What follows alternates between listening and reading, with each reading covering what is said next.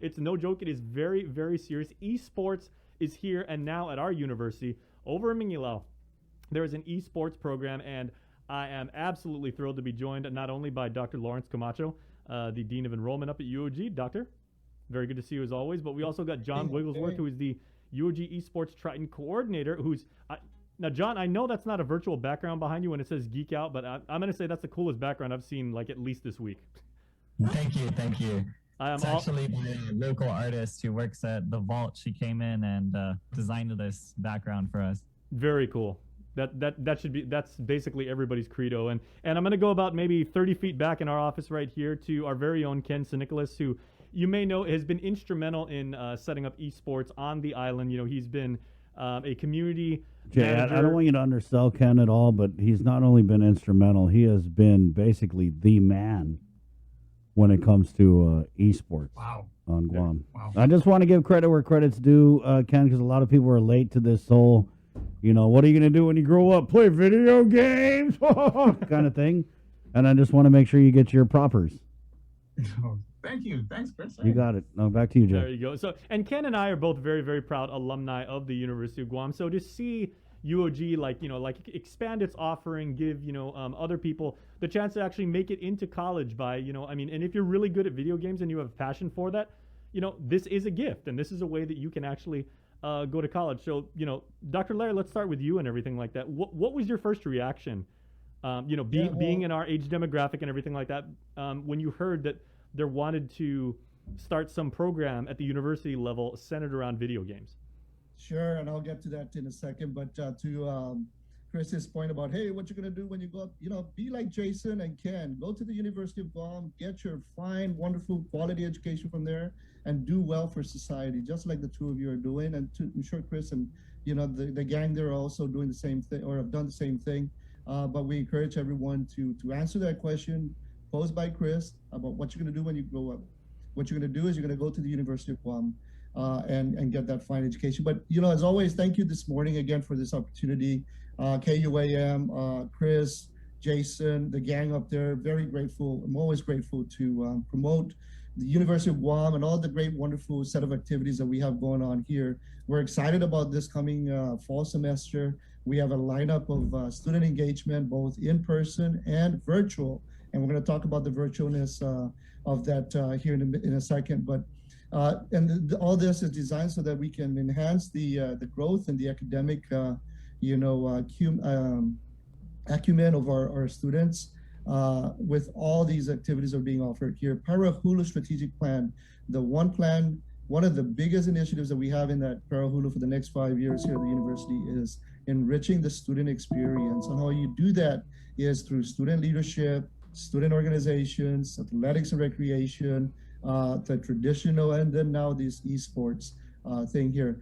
To your point, Jason, on this excitement that I have when esports came to Guam and my role here at the university, and how you link the two and bring synergy to the students that we have coming here. First, you have to understand the generation of students that we have going to college these days. The Generation Z, they are tuned in, right? They are tuned in to the device, and how you reach out to them, how you engage with them is through the device that they're very well accustomed and used to. My 3-year-old and my 1-year-old grandkids, they have grown up with the device, and believe it or not, esports is going to be a wonderful thing, not for the two of them, but for the generation that's coming to the University of Guam. So we want to bring that excitement along. Guam is excited about it. GDO is excited about it. The private schools are excited about it. So why won't we be excited about it? And for now, I'll just go ahead and hand off to my experts in esports and how things are going with the program here. Sure. So let's kick it over to John for this next question. Now, John, by definition, esports, it's I guess it would fall under the Triton Athletic Program, and we had some members of UOG staff on last week, including Doug Palmer, who's done a fantastic job, as that athletic director there. But by no means does this mean all you're going to do in college is, play video games and everything like that. This is a chance, and like I said, a gateway for young, aspiring, ambitious people to go to college. But this is not all you do. I mean, this is part of it, and essentially you're a college athlete when you do esports, correct? Yes, that's absolutely correct, Jason. That was a question we had to answer when we started looking at this program. When the university tasked me with coming up with the 2-year launch plan, one of the first things that I wanted to address was why the university would even look at esports. Because if all generations are not on the same page and not on board with this, then there isn't really a point launching it, right? So obviously, my parents would look at something like video games and say, you're wasting your time. And when I told them, actually, well, now we're getting paid to do this, they were surprised that they were like, wow, you didn't waste all those years of your childhood. You're actually getting something out of it. It helps you in your career. And I needed to make sure that this program set others up for that same kind of success, that there would actually be a career behind this and it would be improving them. So we actually created it as a leadership program. When athletes join, and yes, we do call them athletes because they join a rigorous 20-hour-a-week program, molding them into leaders through training, coaching, and mentorship. We have a dedicated physical fitness coach, a dedicated mental health coach, as well as a dedicated coach for each esport that the athlete is choosing to participate in. So when they sign on, it really is a part-time job. And that's a little overwhelming for some coming right out of high school, and their only experience with video games is very casual. Sure, they're talented, sure, they've played a lot, but are they dedicated, serious to coaching and improving themselves in every aspect of their life? No, they're really not. And so it's kind of surprising to them. I did study other athletic programs at other universities and other esports programs as we created this curriculum, if you will, just to make sure that, we're not too out in left field, but we're actually reaching for the top. Like, what does NCAA do? What do these other sports do in their training programs? And how would that look like for Guam? How would that look like for esports? And then also looking at professional esports teams and the kind of coaches they employ and the kind of rigor that they put their athletes through. Yeah, that's phenomenal. So like other big time NCAA student athlete programs, you're going in the weight room really early in the morning. You may have 2-a-days. You're doing team meetings. You're doing walkthroughs. You're watching film. You're interacting with perhaps the media and everything like that. And oh, by the way, now you've got a full set of college level classes that you've got to deal with and everything like that. So I mean, it is a very demanding, but at the same time, very character building skill.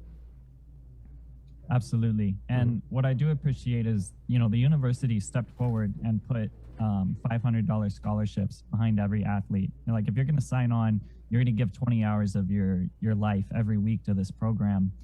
The university was willing to give back to them and say, hey, you're going to get a scholarship for joining this. And I think that was impressive because that put us right up there beyond even what University of Hawaii was offering their student athletes who were going into esports. So okay, it adds us that competitive edge.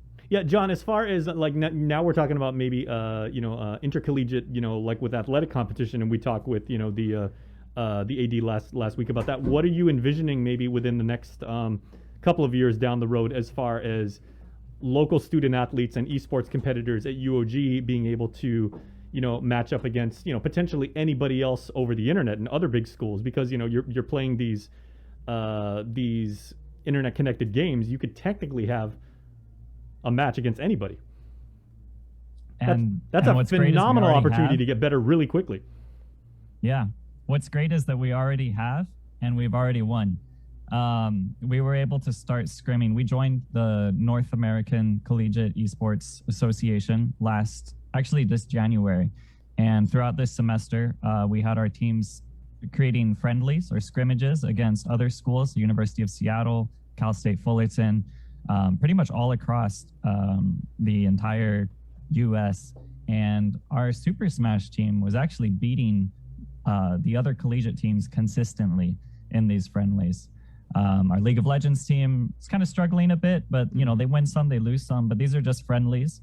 And what we're looking towards is actually joining this fall the tournaments that NACE is creating. So in our Super Smash and in our Valorant teams, which we'll be launching this fall, they'll be competing for the entire year through NACE against other colleges in North America. Mm-hmm. Well, I want to bring my guy Ken in right now. And, Ken, as I said, you have worked not only as a gamer yourself since you were very, very young, but, even now in maturity, you've continued to give opportunities and, throw events and create a sense of belonging to people that have a passion for playing, video games. I remember, when you were doing events at, mayor's offices on a Saturday afternoon, and then it moved up to like the malls, and now there's these big productions that are getting really proper media coverage. So what does it mean to you to actually see these kinds of competitions be able to have relevance to gamers, as they move through maybe like, middle school age and now all the way up to collegiate age, and now they can actually turn this into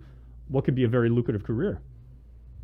Sure. I think one of the things when I really got into throwing the events was trying to legitimize the industry in this region.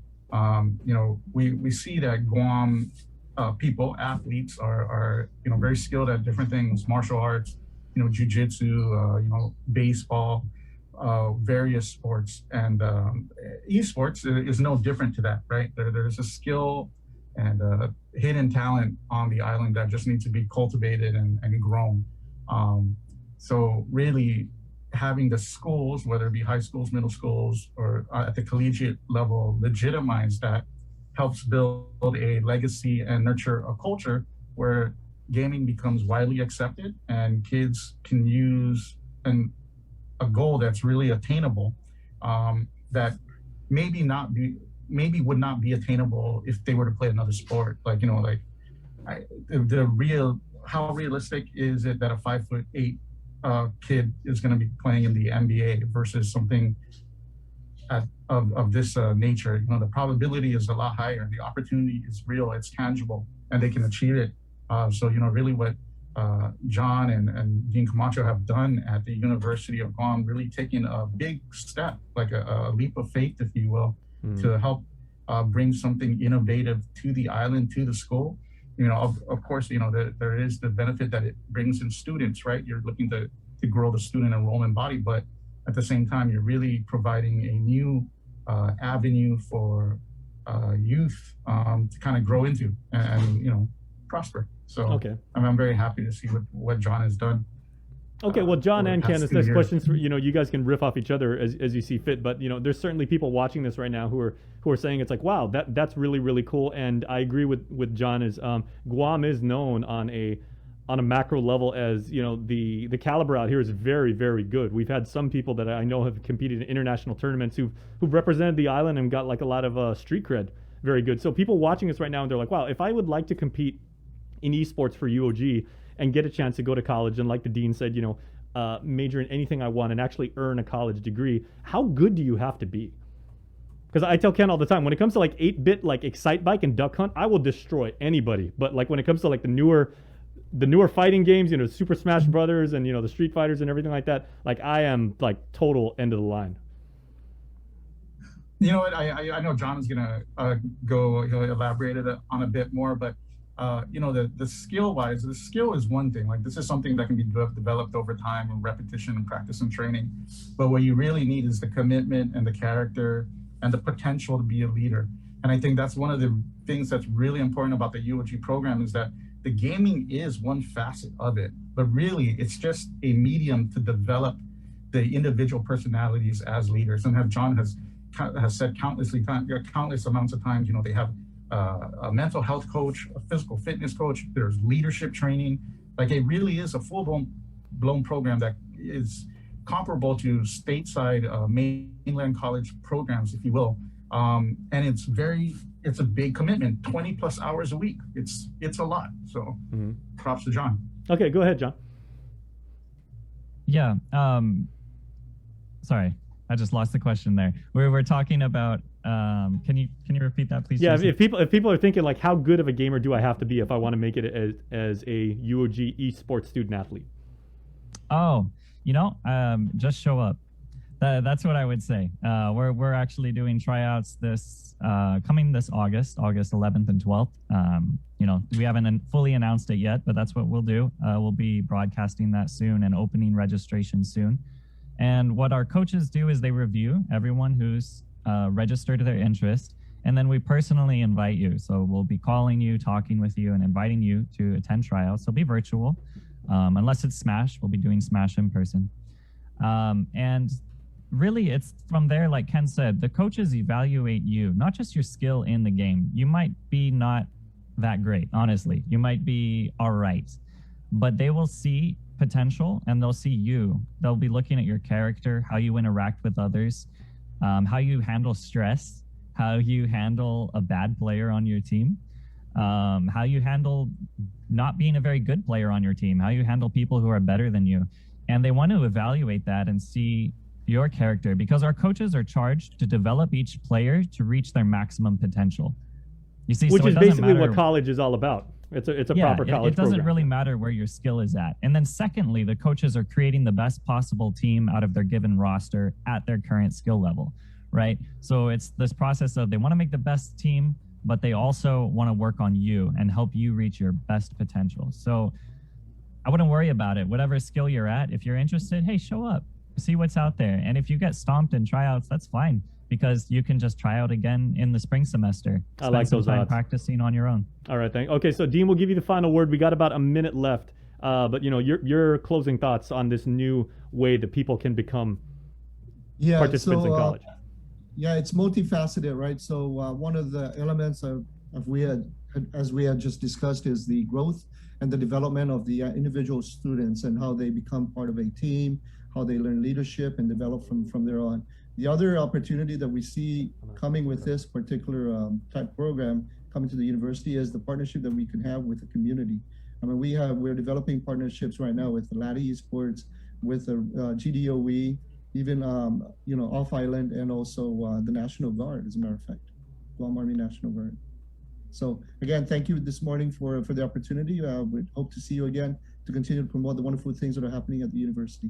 All right, Dean, Dr. Lawrence Camacho, John Wigglesworth, and Ken Sinkles. Make sure to check them out, everybody. esports.uog.edu, giving you a chance to go to college for doing something you really, really love. All right, thanks a lot, gents. And now let's get into Cover Me, sponsored by our friends at Docomo Pacific and Burger King. And today we have